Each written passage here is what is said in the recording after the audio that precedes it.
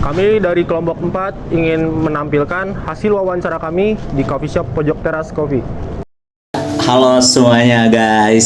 Ya, di sini saya dengan Muhammad Raka Koi di sini dengan NIM 64221909. Perwakilan dari kelompok 4 ingin mewawancarai suatu coffee shop yang berada di daerah Cilengsi.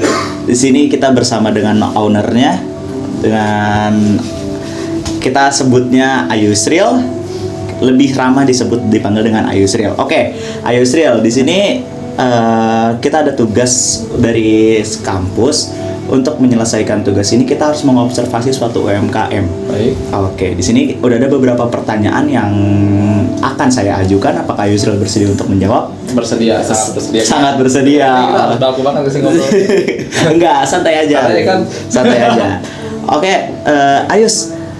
Nah, sebenarnya siapa sih target utama pasar usaha pojok teras dan bagaimana Ayusril memahami kebutuhan mereka sih, A? Oke, jadi kalau sebelum kita memulai mungkin kita izinkan gue untuk mengintroduction pojok teras dahulu supaya teman-teman lebih mengerti tentang di mana konsep personal branding mungkin ya kalau di target pasar ya. Seperti pertanyaan yang Karaka tanyain ke saya, target pasar pojok teras itu sebenarnya lebih mendominasi dari anak-anak muda. Kalau dari range umur itu per 15 sampai 30 tahunan. Nah, dari target pasar seperti itu mungkin banyaknya pelajar ya. Nah, banyak pelajar yang emang mungkin dari segmen seperti mahasiswa dan anak-anak sekolah menengah ke atas. Dan untuk memahami kebutuhan mereka adalah gimana caranya kita memberi produk yang terbaik dengan harga serendah mungkin.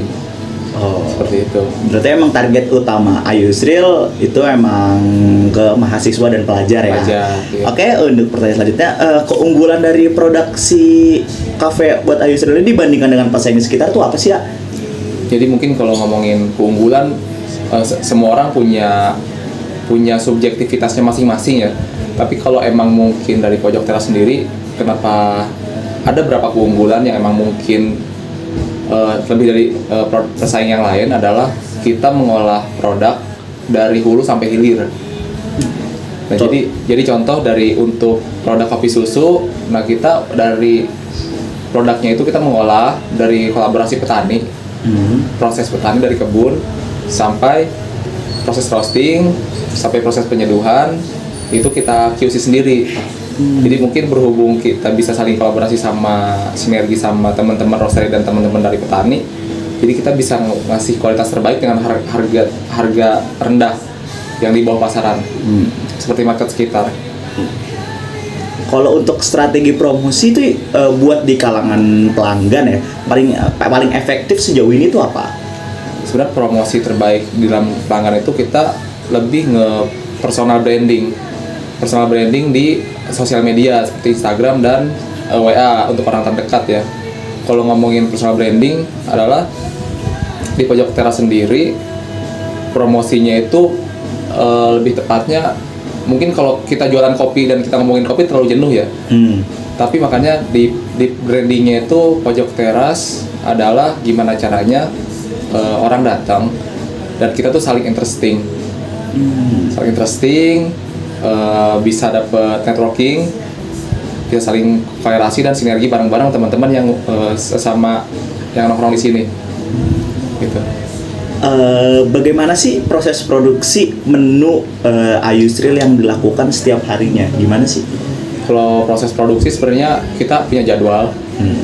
Kita anggaplah jadwal kita per hari Senin ya. Yeah. Hari Senin itu kita jadwalnya itu untuk nyangrai kopi. Nah, setelah kopi disangrai, kita diamkan untuk beberapa hari, 2-3 hari. Nah, di hari berikutnya adalah kita proses cupping, standar kopi itu kayak gimana sih, nanti kita tulis dari tasting notes, flavor wheel, segala macam. Nah, setelah itu kita pembuatan R&D produk. R&D produk adalah melibatkan di mana proses pemasakan beberapa bahan atau ingredients yang kita olah menjadi suatu produk yang akan kita pasarkan di pojok teras setiap harinya. Apa saja sih tantangan nih selama udah buka operasional yang sering Ayusril hadapi dalam menjalankan usaha ini? Nah, Struggle-nya berarti. kalau ngomongin struggle emang mungkin di pojok teras berhubung dari tempatnya kita mojok banget, banyak orang yang bilang itu hidden game sekali. Kalau bahasa gaulnya sekarang ya. Nah, jadi semua akses informasi kita olah di sosial media.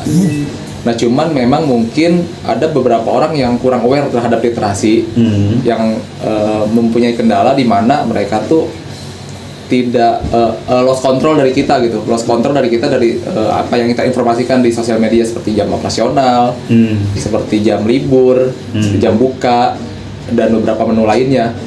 Nah, kadang ada ketika kita update, misalkan operasional jam 4 nih, operasinya jam 11, masih ada orang yang datang jam setengah 12, jam 12 gitu. Cuman itu mungkin memang kita masih observasi untuk kedepannya gimana caranya dari kita proses pendekatan terhadap audiens itu seperti apa, kayak gitu. Bagaimana sih Ayusril menentukan harga jual menu di kedai Ayusril ini agar tetap kompetitif dan namun menguntungkan? Jadi kalau ngomongin profit berarti ya? Iya. Kalau ngomongin profit sebenarnya makanya itu tadi dari poin awal kita berusaha untuk mencari celah gimana caranya kita di tengah invasi ini kita mengerti bagaimana pengelolaan uang dan keuangan teman-teman yang datang. Makanya kan ketika kita buka kedai sebelum itu kita observasi di masyarakat dulu nih, nilai beli masyarakat dulu. Bagi sebagian besar orang Indonesia itu kan adalah penikmat kopi, tapi hampir 80%-nya adalah penikmat kopi saset. Nah, berarti kan ada perbedaan segmen di antara sesuatu yang kita jual gitu. Yang kita jual sendiri kan kopi, bisa dianggaplah kopi specialty, kopi walaupun emang kita masih jual kopi susu, tapi kita mengunggulkan kopi-kopi yang emang punya standarisasi lah dari asosiasi kita sendiri gitu. Nah, di situ makanya dengan cara kita mengolah supaya menguntungkan dan harga lebih kompetitif, kita terus mengimprovisasi. Misalkan yang tadinya kita beli produk sirup yang kita pakai produk sehari-hari, masih beli sama orang, dan ketika beli sama orang kan kita berarti kita menggantungkan harga kita terhadap produk yang kita beli. Nah, di situ ketika ada ekspansi, ada kenaikan dari produk yang kita beli, tapi kita mau tetap stay di harga yang tetap yang ada, di situ kita terus mengimprovisasi lalu nge-R&D produk gimana caranya kita bisa bikin sirup. Ketika sirup udah teratasi, berarti kan kita mulai proses di bahan baku yang lain gitu. Gimana caranya kita masih menemukan atau membuat bahan baku yang harganya rendah tapi mempunyai keunggulan dan kelebihan yang sama terhadap suatu produk yang biasa kita beli di luar gitu. Pertanyaan selanjutnya Langsung banget nih. langsung aja. Usaha Ayusril udah punya izin resmi belum sih? Kalau udah, gimana proses ngurusnya? Nah, kalau menurut izin resmi ya, berarti kan kita lihat dulu nih ketika usaha yang kita jalanin ini ingin punya izin lebih resmi, sebenarnya kita harus berkaca dulu usaha apa dulu yang kita jalanin. Nah, berhubung Pojok Teras ini masih dalam sektor UMKM dan lokasi operasional dan bukanya itu di dalam perkampungan, jadi untuk kami sendiri pengurusan izinnya cukup di SKU melalui proses birokrasi RT dan RW setempat, lalu dikeluarkan oleh desa. Itu seperti itu. Oke, langsung next question kali ya. Apa sistem pencatatan keuangan yang Ayusril gunain buat ngelola arus kas usaha Ayusril? Sebenarnya kalau sistem keuangan kita sampai saat ini belum pakai. Bahkan sistem pos kasir pun kita masih belum pakai, masih full manual.